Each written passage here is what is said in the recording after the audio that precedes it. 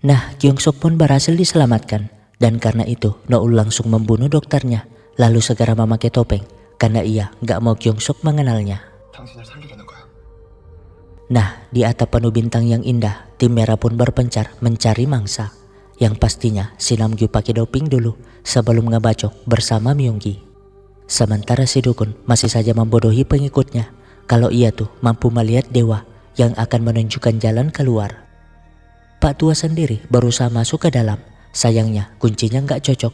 Untung ada satu orang yang punya kuncinya. Yah, rupanya ada 3 kunci berbeda, yaitu kotak, lingkaran, dan segitiga.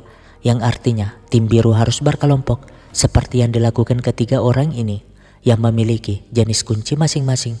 Dan biar cepat keluar masuk, Wati dan June pun menyerahkan kuncinya kepada Lucinta. Beralih ke Gihun yang sejak tadi mengejar si Deho, membuat pecundang ini lari terbirit-birit. Segera membuka pintu yang cocok, sialnya itu jurang, sehingga ya, Gihun salah orang, di mana Deho ternyata ada di seberang.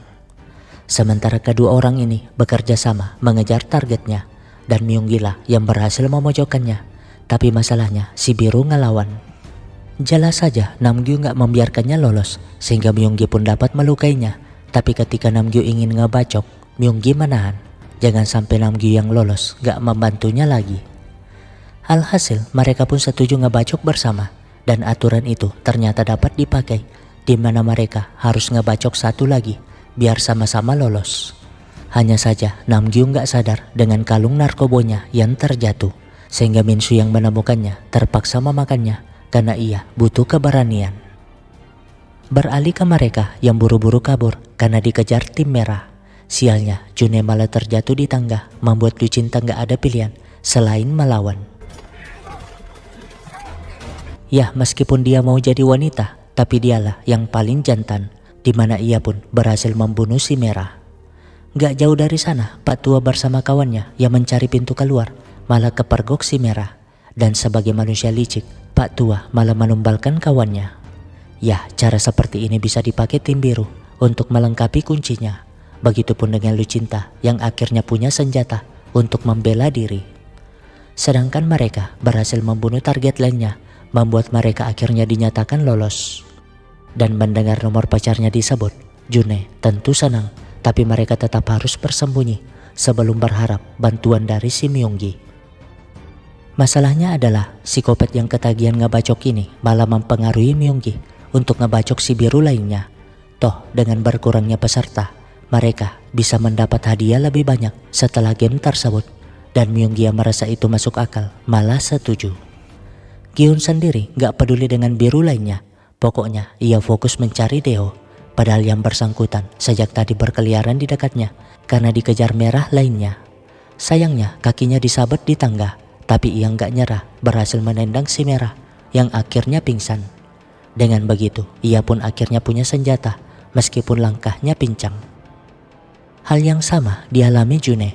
Untung ada Lucinta dan Wati yang setia ngebantu, di mana mereka pun terpaksa sembunyi di salah satu ruangan karena June sudah pecah ketuban.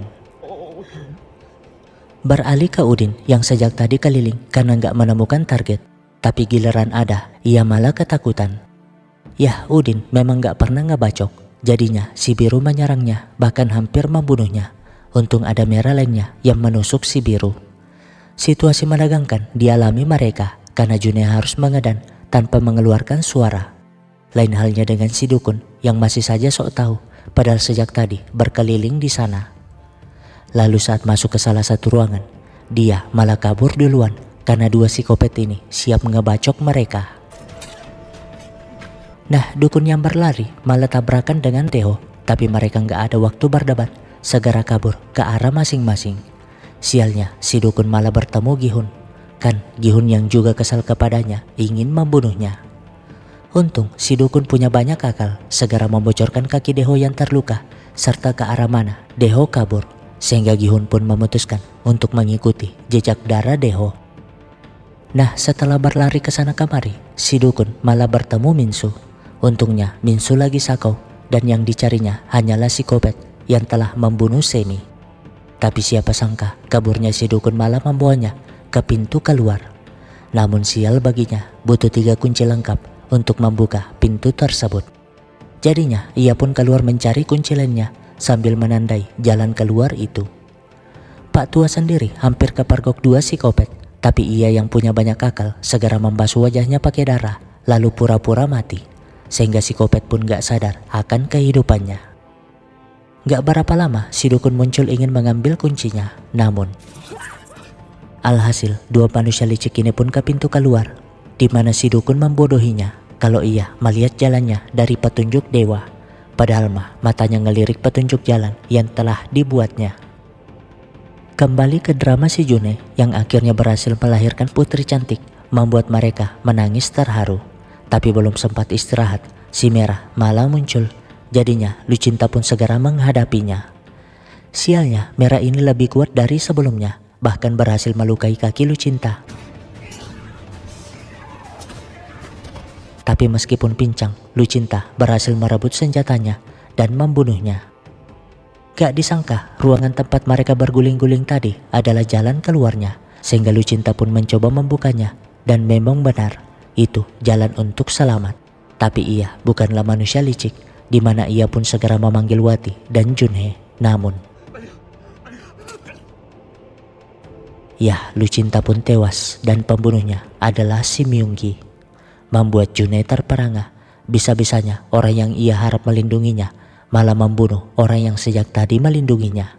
Dan karena merasa bersalah, Myunggi pun alasan ke psikopat kalau sudah gak ada orang di sana.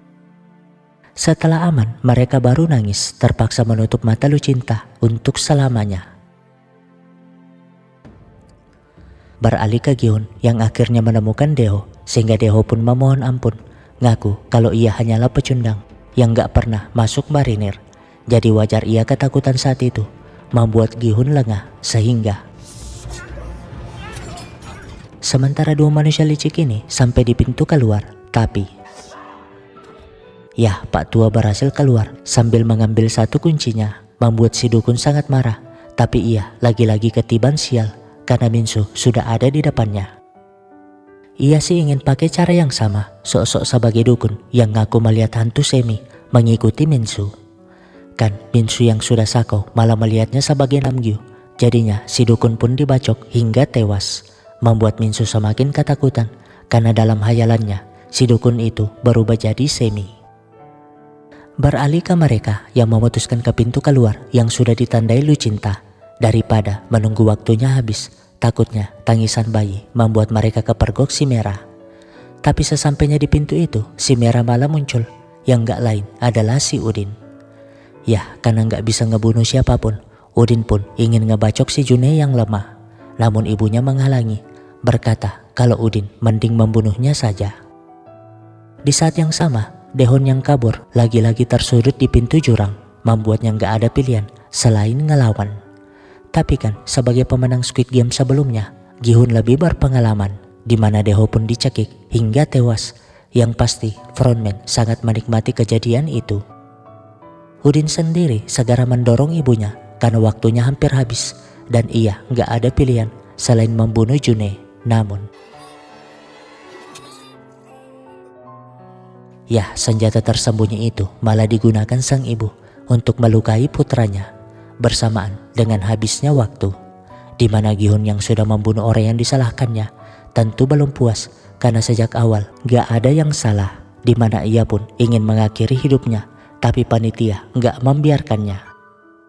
Sedangkan Udin minta maaf kepada ibunya yang menyeretnya dalam permainan bodoh itu, membuat sang ibu menangis dengan sangat kerasnya, apalagi panitianya datang untuk mengakhiri hidup si Udin.